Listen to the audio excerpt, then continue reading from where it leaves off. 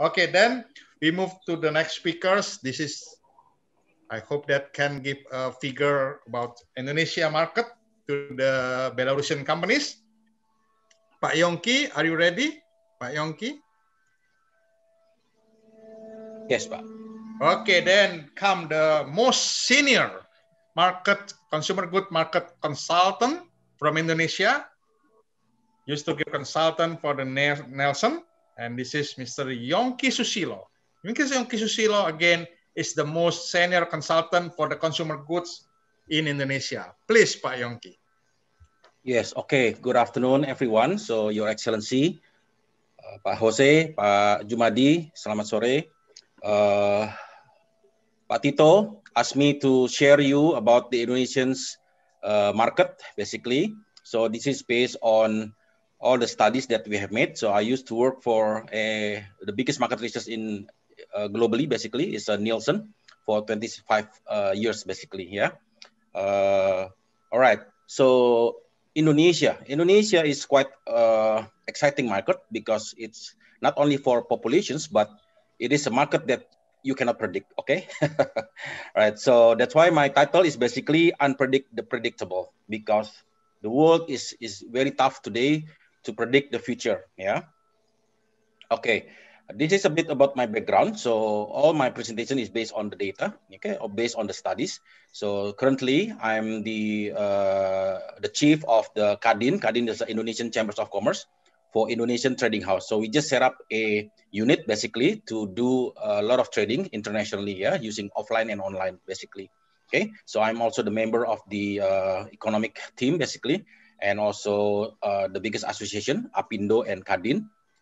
Part of the board expert of several associations, the retail and also the mall tenants, the suppliers associations, etc., etc. Okay, thank you. So first of all, let me explain you about the historical economic growth of Indonesia.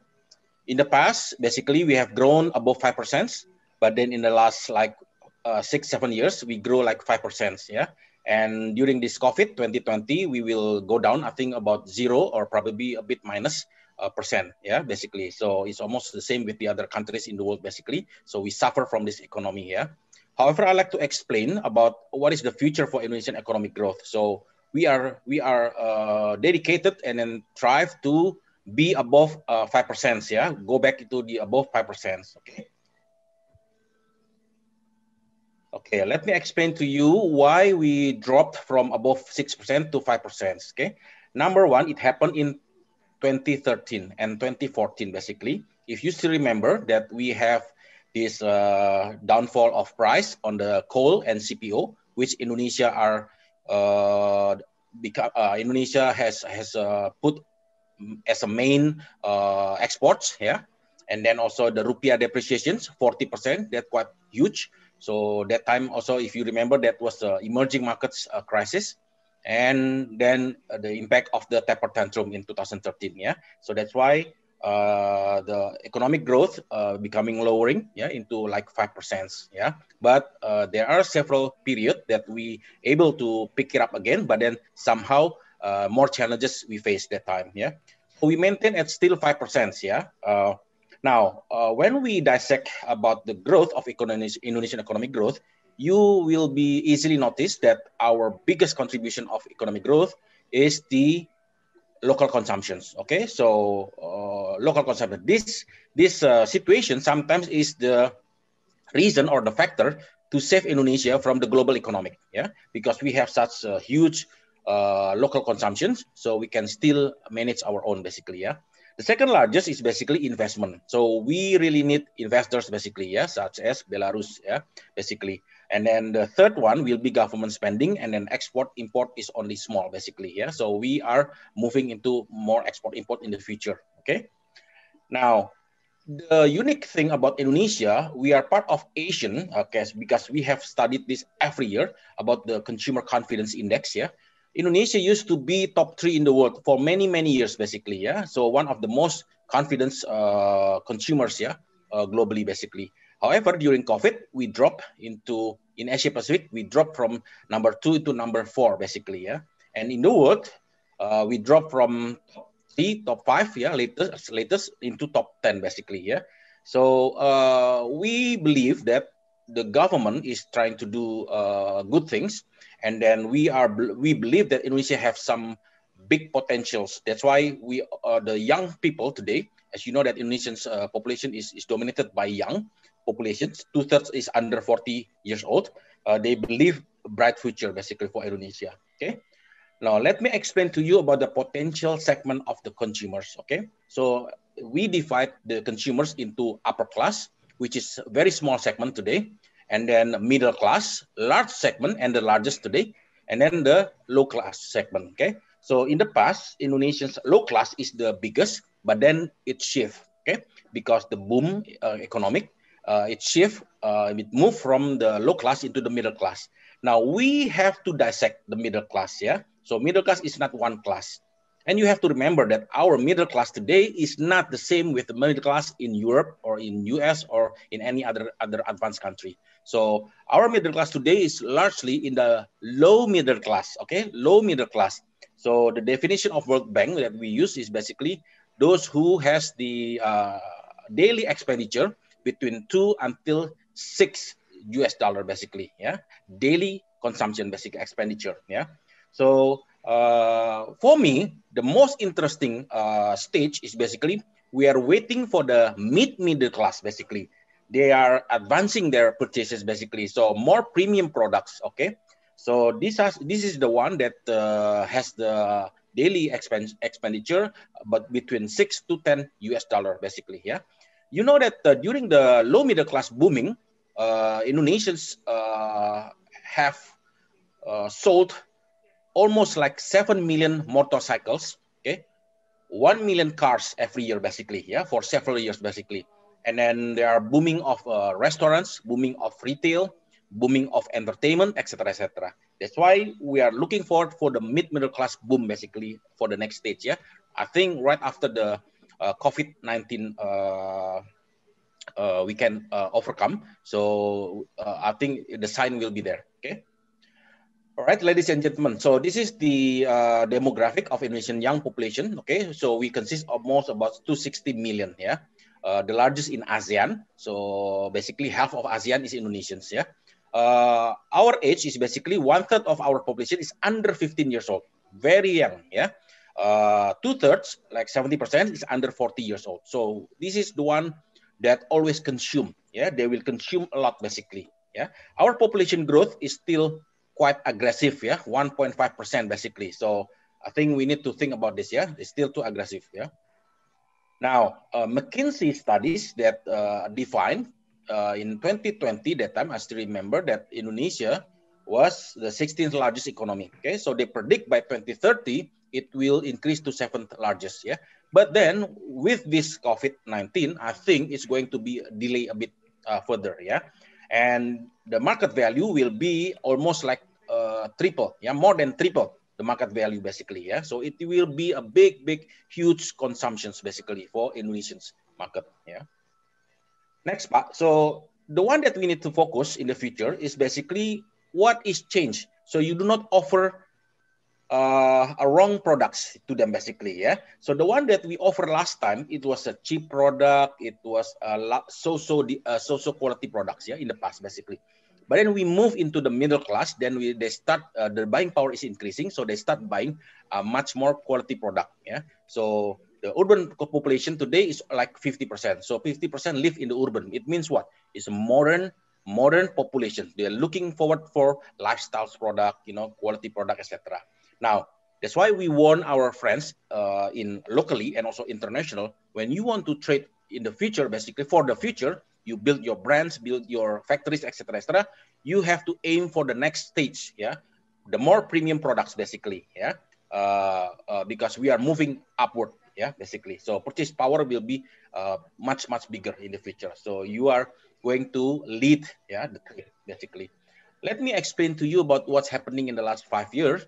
So Indonesians move from if you still remember that the product Toyota at Avanza Xenia is about 150 million rupiah. Today, the most popular is not 150 million rupiah. It's the between 200 and 300,000 million rupiah basically. Okay, so last time they offer this very cheap coffee basically by sachet, but today in the big city a cafe style coffee is much more preferred basically. Yeah, our train, for example, we don't have any train without air condition anymore today, so all air conditions, and we have a special card called premium. So it's going there. Yeah, it's premium.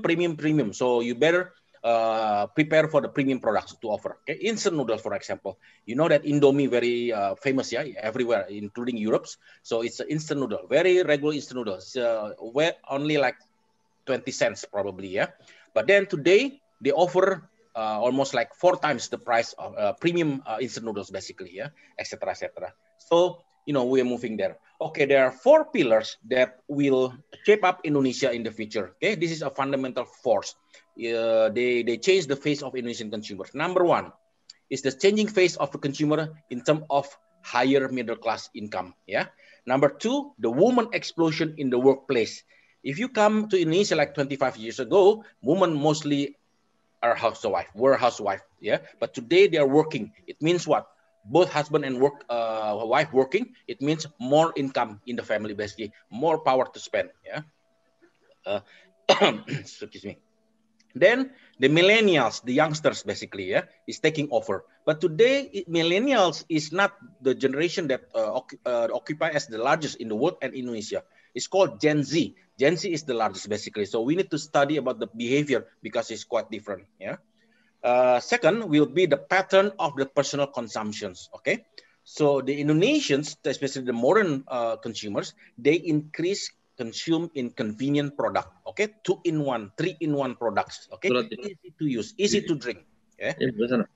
Number 2, basically, they are focusing on health and wellness. But remember, our term of health and wellness is not the same with the advanced country. Okay, in Indonesia, maybe today, the sounds healthy is enough today. Yeah, but in the future, it has to be real healthy. Yeah. Now, they're also looking for brands. Asian population, Asian consumers looking for brands. Okay, so brands is very important. Okay, so it has to have a great image basically for them. Yeah, and then shift in the discretionary spending. So they're shifting from basic commodity into more lifestyle products basically. Okay, and then if you are a retailer, you want to enter Indonesia, you better thinking about what kind of experience you want to offer to them basically. Okay, so experience is becoming important also. Yeah, not only the world but also Indonesia. Number 3, as Pak Tito already explained before, that we are digital.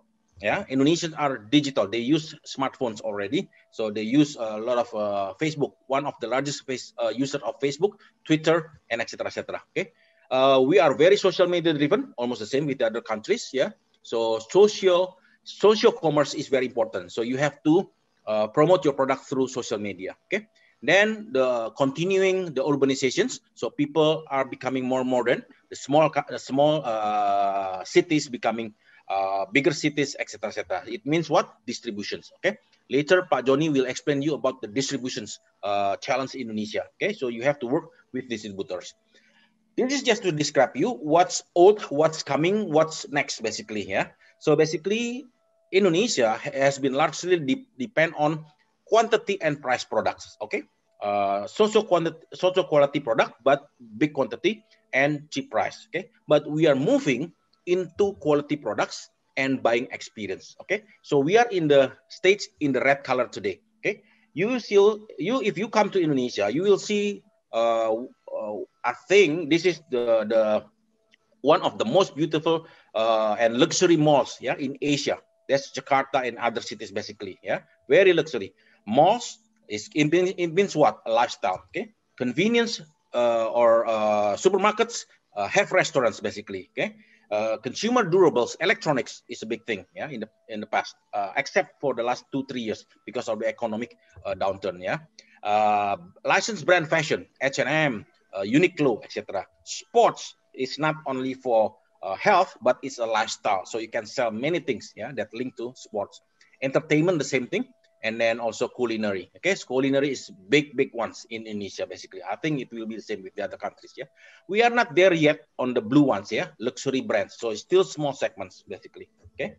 Now, this is the historical that I recorded, yeah, for years and years and years about the GDP per capita. It symbolizes the purchase power. Okay, that also represents the changing format that you have to introduce to the market. Basically, if you still remember, we introduced a big box like hypermarkets, yeah, in the year of 2000s, basically. So that's the break of the GDP per capita US dollar 1,000. Okay, then the break of 2000, the mini markets is growing. Why mini market? Because the middle class is going into the modern markets. Yeah, they're shifting from the traditional market into the modern markets, basically. Okay, then the break of the 3000s, it's convenience store. So mini market is different from convenience store. I think you are more familiar to convenience store like 7-Eleven or Circle K or any other, yeah. But the mini market is very unique. So mini market is like a supermarket selling mainly groceries, but very small, and it works on the proximity, very close to the consumers, basically.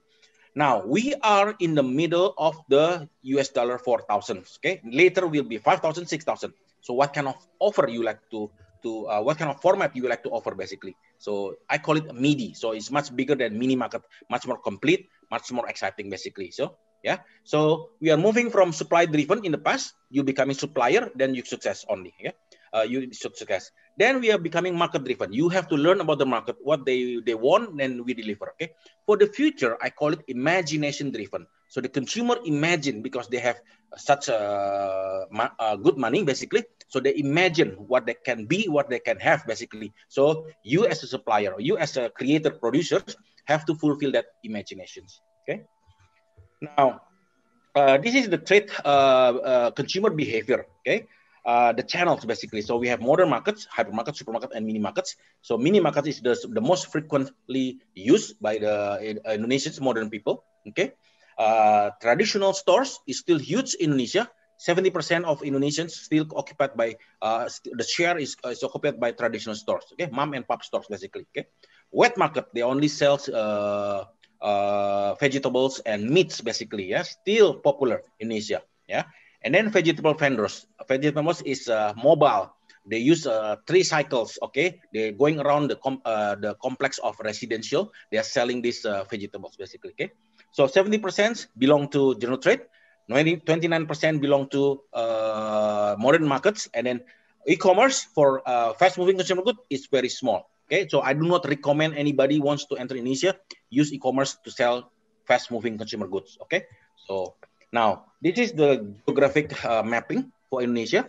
In Indonesia, Java is the center. Yeah, so it contributes almost like 65% of the economy. For FMCG, it contributes almost like 70% of sales of FMCG. So you have to really master the Java, okay? West Java, Mid Java, East Java. Then you go to Sumatra. Okay, Sumatra contribute almost like 25% of the GDP. Then you go to outside islands like Kalimantan, one of the biggest, is developing there. And the most exciting also is Indonesia. Okay, so despite this a lot of islands, I think Pak Jokowi is trying to balance out the growth into East Indonesia. So there will be a lot of growth there, basically, a lot of more consumptions there. Okay, buying power also. Now, a lot of people asking me about e-commerce. Pak, why e-commerce is so small? Yes, that's for FMCG. E-commerce means what? Digital. Digital means what? Trend. Trend means what? Lifestyle, basically. So you only sell lifestyle product in e-commerce. Okay. For FMCG, commodity, no, it's not running well, except for certain categories like baby products. Yeah. So the young moms today is very easily to buy bulky baby diapers, bulky and heavy powder milk, etc. in the e-commerce, basically. But the share is still like 3%. Okay, 3 or 4%. Then also the same with the power bill. Yeah, the rest is just less than 1%. So forget it, basically. Now, what you can sell in the online, basically, yeah. Number 1, fashion. Number 2, electronics. Number 3 is health and beauty. Number 4 is the mom and baby products. Okay. Number 5 is home and living, basically. Okay. So this is the one that probably good. So you may have read in the globally, basically, during COVID, people moving to online. Yes. Yeah, because they have no other choice. You gotta stay home and then start, and also you follow the trend that buying from online. Okay, but I'm telling you today that once the relaxation of lockdown is conducted, people will go back to offline. Okay, please, yeah, we are different market than the most advanced like Singapore or Korea. Basically, we love experience. Yeah, we love going to the store basically, then buying. We love shopping. Shopping is different from buying basically. Online is buying. Yeah, shopping is different. It's adventure. You smell the five. You do a five sensing basically, human five sensing. So it's much more satisfying. Okay, etc. Bapak Ibu, this is, I think, my last charts basically. So in Indonesia, consumptions is based on festivities. Okay, so we have, because we almost like 90% above our population's religion is Muslim. So Muslim festivities is huge in Indonesia. So we call it Idul Fitri. Okay, so we have to follow. Idul Fitri is the biggest consumptions for apparels, etc., etc. Almost it contributes like 30% the sales in 1 month. It contributes the sales of 30% of fashions industry in Indonesia. So you gotta be winning, yeah, in the festive season basically. Okay, unfortunately this year there is no festivity because of the COVID-19. Yeah, so in the beginning of the year, Q1 usually it's a bit slow because of the raining season. Yeah, people do not go out and then buy a lot of things. It's the beginning of the year. You got to be careful in using the money. You have to prepare for the school fee, etc., etc. Okay, but then the second quarter is going to pick up again. Okay, because of the festivity. Remember that Idul Fitri is also moving, I think about 2 weeks, yeah, into earlier in the year, basically, yeah. Now, the third, basically, and the fourth, basically, is picking up again, setting up the next stage of the growth, basically, yeah. Except the 1 month after Idul Fitri, usually it dropped down. People just use up their money, okay? No more money in the pocket, basically, 1 month after Idul Fitri. That's Indonesian, okay? Except for the probably middle upper class. Okay. Now today, what's happening in Indonesia because of these situations? So they do not use a lot of their money today. So if you check with the saving rate in Indonesia is huge. Yeah. In August there are about 148 trillion rupiah sitting in the banks basically. Okay. So I think the government have to give incentive how to for them to use the money, yeah, to make business in Indonesia, yeah, to stimulate again our economy. Okay, you gotta remember that in Kadin we are setting up our trading house basically. So I'm setting up a catalogs, the biggest and the most exciting catalogs basically. The 4 categories that Indonesia is well known since long time ago. Number 1 is a capital of coffee and chocolate basically. Okay, so this is going to be a capital of coffee and chocolate. Number 2 is spice. So our spice is luxury basically. Okay. Number 2 is basically tea. We have tea from one end and to the other end of Indonesia. A lot of variety basically. And like Pak Jumadi explained before, we are a maritime country, so we have so many ocean treasures basically. Okay, so this is what we like to introduce to the world basically, the most exciting and complete catalogs. Okay, second layer will be our next level economy. We call it creative economy. Okay, fashions, Indonesian fashions, Indonesian shoes. That's why a lot of international brands, they build factories in Java. Okay, to the most famous sports brand, etc., is made in Java, basically. Yeah. Next one will be woodcraft, because Indonesia have a lot of woods and a lot of designers, basically. So we have a lot of furnitures. We have a lot of woodcraft, basically. Okay. So this is the key of our e-commerce. There are seven categories that we highlight, but the rest is still there. Okay, so we are hopefully by the beginning of next year it will be up basically. Okay, that's it. So Pak, thank you so much for your attention. So hopefully we can trade more, so to make both of our countries much more productive and then grow fast. Okay, thank you. Okay, wow, what an excellent presentation by Pak Yongki Susilo. Give a very, very complete insight about the Indonesian market, not only to Belarusian company, also to Indonesian company who attend this meeting today. Yeah,